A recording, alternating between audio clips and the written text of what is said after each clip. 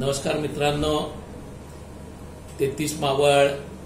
लोकसभा मतदारसंघाचे उमेदवार पार्थ अजितदादा पवार यांच्या प्रचारार्थ आज आपले नेते माननीय विवेकानंद पाटील साहेब आपल्याबरोबर संवाद साधणार आहेत। प्रकृतीच्या कारणास्तव लोकसभेच्या या निवडणुकीमध्ये त्यांना सहभाग घेता येत नाही, पण ज्याची नाळ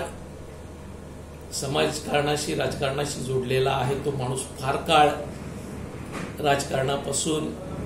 अलिप्त राहू शकत नाही। आपल्या विचाराचा उमेदवार आपल्या विभागातून निवडून यावा या दृष्टीनं शेतकरी कामगार पक्षाचे सारे कार्यकर्ते प्रयत्नरत असताना माननीय विवेकानंद पाटील साहेब या मोहिमेपासून दूर राहू शकत नाही। वैद्यकीय कारणास्तव प्रकृतीच्या कारणास्तव जरी डॉक्टर्सनी त्यांना बेडरेस्ट घेण्याचं सूचित केलेलं असलं तरीही आयुष्यभर एका वेगळ्या मिशन सारखं काम करणाऱ्या विवेक पाटील साहेबांना ह्या निवडणुकीपासून दूर राहणं शक्य होत नाही आहे। येत्या 29 एप्रिलला होणाऱ्या या निवडणुकीमध्ये घड्याळ या निशाणीवर ही निवडणूक लढवत असणारे शेतकरी कामगार पक्ष, राष्ट्रवादी काँग्रेस पक्ष, काँग्रेस,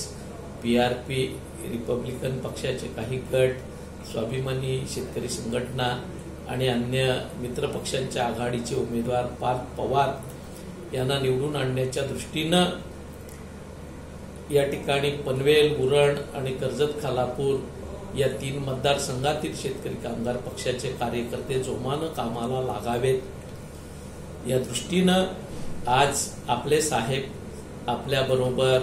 वासुदेव बळवंत फडके नाट्यगृहामध्ये दुपारी 4:30 वाजता संवाद साधणार आहेत। आपल्या मनामध्ये असणाऱ्या या निवडणुकीच्या संदर्भातल्या संकल्पना, आपला उमेदवार या मतदारसंघातून पुरोगामी विचाराचा उमेदवार या मतदारसंघातून निवडून यावा ही तीव्र इच्छा ह्या तळमळीतून त्यांनी स्वतः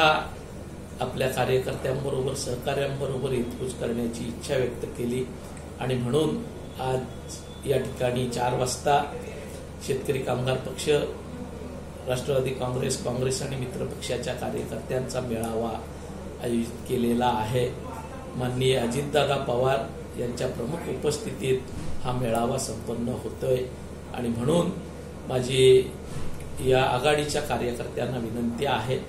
की आपण दुपारी 4:30 वाजता या कार्यक्रमासाठी वासुदेव बळवंत फडके नाट्यगृहामध्ये उपस्थित राहावं आणि आपल्या नेत्याची आपल्याबरोबर जी नाळ जमलेली आहे ती आणखी मजबूत करावी अशा पद्धतीची विनंती या ठिकाणी मी माझ्या साऱ्या सहकार्यांना करतो। धन्यवाद।